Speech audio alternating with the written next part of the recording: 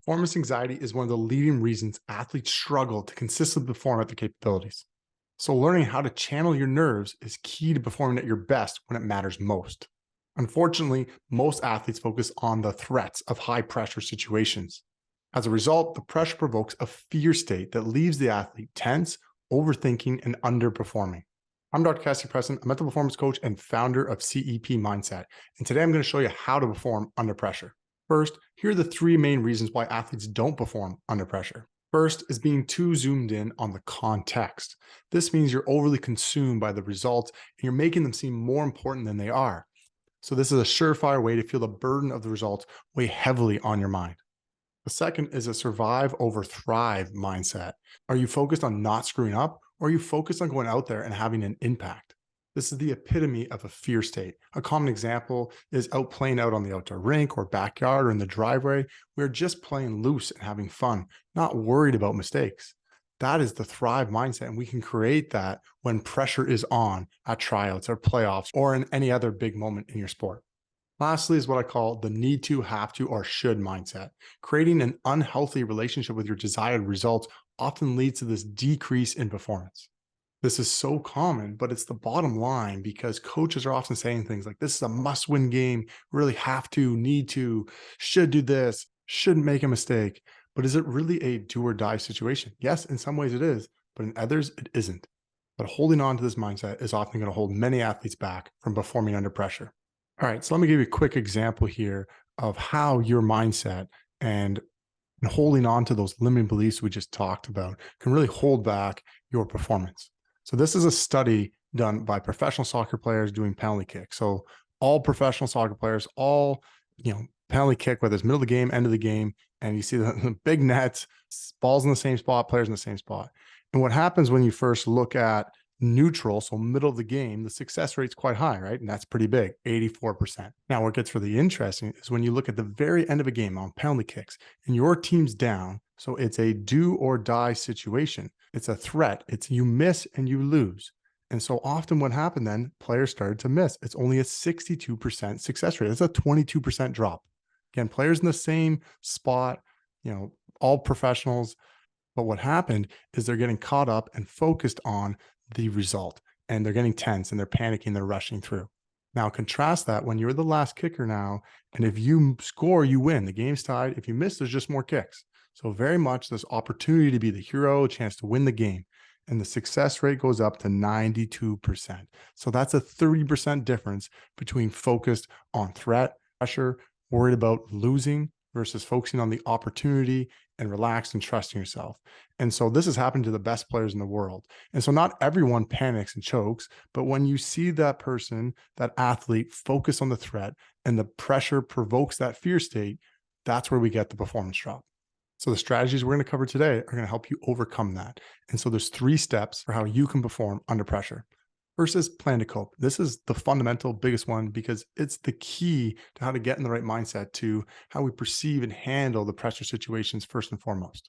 Then steps 2 and 3 are going to be about rehearsal, mentally preparing for when those pressure moments come and using the plan to cope strategies in number 1. And number 3 is how you measure and track your progress so you can consistently make improvements and really refine and improve your ability to perform under pressure. Quick reminder before we dive in, make sure to like, comment, subscribe, follow us, all that fun stuff. And if you're interested in learning more, visit us at cepmindset.com. So first, I'm just going to show this simple little graph here about arousal level, which simply means how tense your mind, your physical state. And 10 over here would be you're in panic mode, you're going crazy, you're not going to perform well. You see the performance goes down. And also if you're asleep, you're 1 on the arousal scale, that's also not where your optimal performance is. So it's this sweet spot somewhere in the middle where you're relaxed yet very focused. And what often happens in stressful situations, we go this way and we're getting too tense, which is causing us to underperform. So the whole concept of playing to cope is how do we get back to the sweet spot? And on an arousal scale, we often encourage athletes that are sweet spot somewhere between 6 and 8. I'm not going to be worried about that right now, but the premise is we want to know what your sweet spot is and how to get there and stay there from a mental state and physiological state as well. And to be clear, sometimes athletes slip this way and they get too down on the arousal level, and it's actually important to reset and get them back into their sweet spot. I'm going to talk about a trifecta of concepts that help you plan to cope. And this is important to do before you get to the pressure situations. You want to plan to cope in advance. It's like studying before a test. You don't study at the test. The more you study and prepare, you'll be better and more effective at performing when it matters most. So, as I alluded to earlier, on one side, we can get too consumed with the context. We then feel like we need to, have to, and should, which lead to a fear and survival mindset, which then leads us to consume more with the context. And it creates this downward spiral on our mindset as well as our performance. And then we need it, have to more, get more afraid of mistakes, and so forth. So, the antidote to those three are first and foremost to zoom out. It's about getting perspective of the context. From there, we're going to want to flip the risk. Instead of just focusing on the fear, we want to focus on the opportunity and the impact we can have. And then lastly, we use what we call the screw it's where we truly detach from the results and just enjoy the moment and play. As you can see, this creates this upward spiral where now we're learning to get present, enjoy ourselves, and perform at our best when it matters most. So I'll go a little deeper on each of those here. The first of which is that zoom out.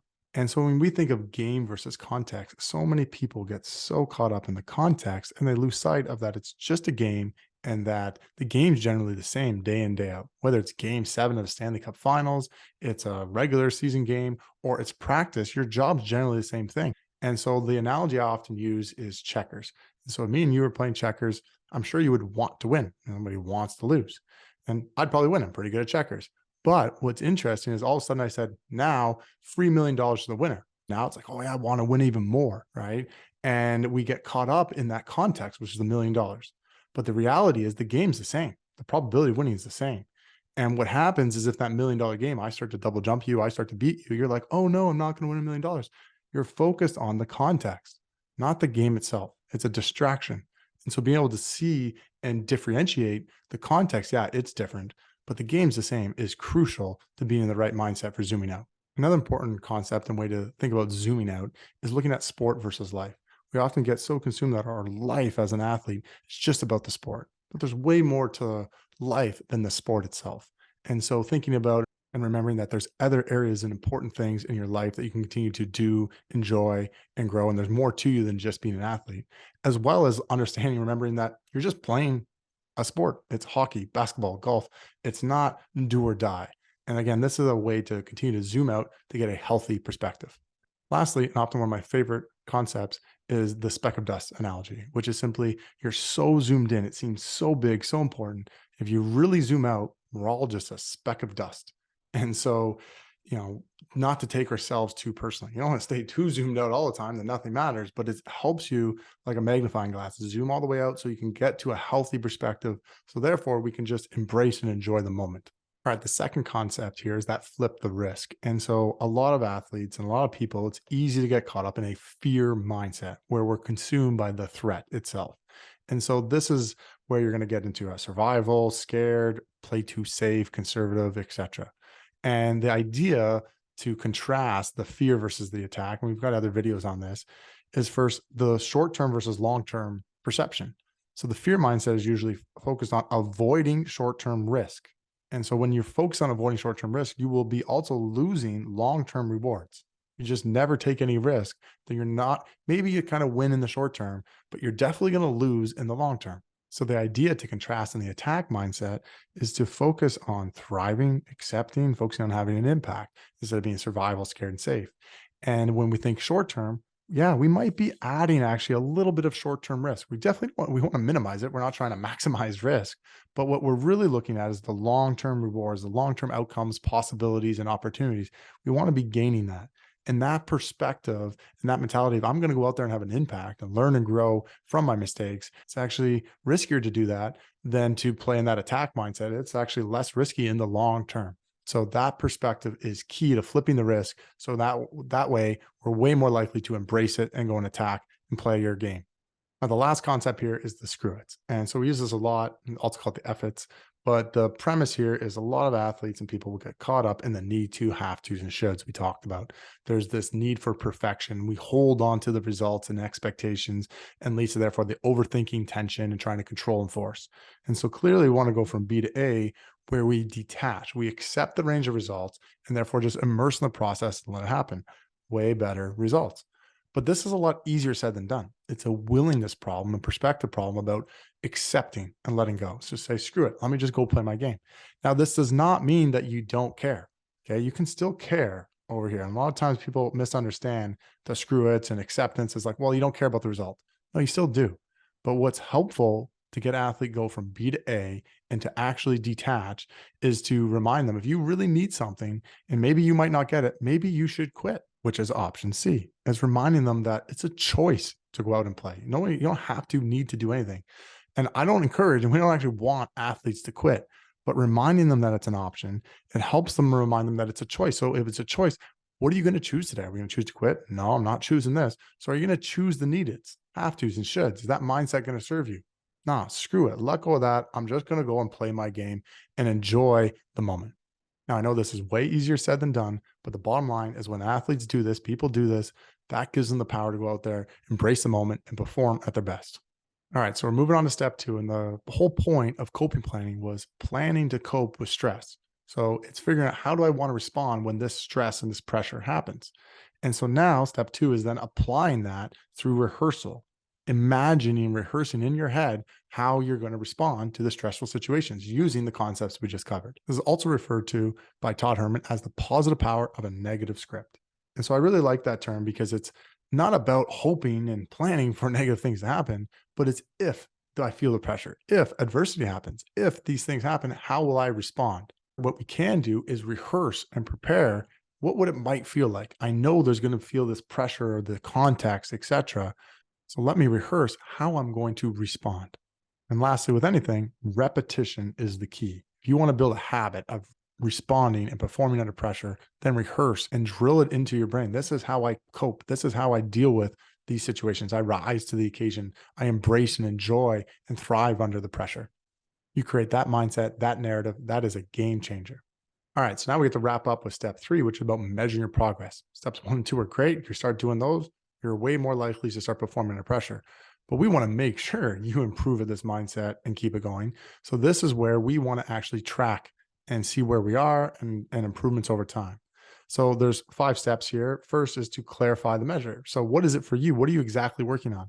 So I use a kind of generic one here. I want to be relaxed, ready, and excited before the game, before the performance. Step 2 is about setting a baseline. And so simply, what have you been in your last few pressure situations or games or performances? Has it been 50% of the time you're relaxed, ready, excited? And that means the other time you're that fear state, you're tense, you're worried, whatever it is, don't judge it. It's just where you currently are. And it's something you can work on with the concepts where we covered in steps 1 and 2 and this step here. Then start just tracking your progress. When's the next game performance where there's a bit of pressure? Can we get that number up? Can it get to 60, then 70 and so forth? And as you're going along the way, you want to be adjusting and learning. So maybe it drops back down to 60. Well, what happened on that day that's not putting into the 90, 95 plus range? Oh, I really got consumed by the context. I really zoomed in too much. I was really focused on the fear. Whatever it is, use those concepts and keep ingraining and learning and clearing any of your mental blocks. This is also a great time to really lean on an outsider, someone that's a third party that can see your blind spots and coach you and guide you along the way. So if you're interested in that, obviously reach out. Find out more about our one-on-one programs at cpmindset.com. Now, the last little part that I want to make clear is the long-term goal is 95%. This means you're doing your best. We don't encourage and want athletes actually to use 100. We talk about a lot in different concepts and blogs and videos because we want to avoid the trap of perfection. Oh, I want you to be perfectly in the perfect mindset. Now you're worried about if you're in the perfect mindset or not, and it's actually causing more stress. Perfectionism is one of the things that leads us into our own head in the first place. So the goal is to hit 95 plus day in and day out. Now you're going to be days where it drops. Learn and adjust. Those are learning days. We're all human. And you take that approach to it. You use this third step well. This helps ensure progress and long-term success.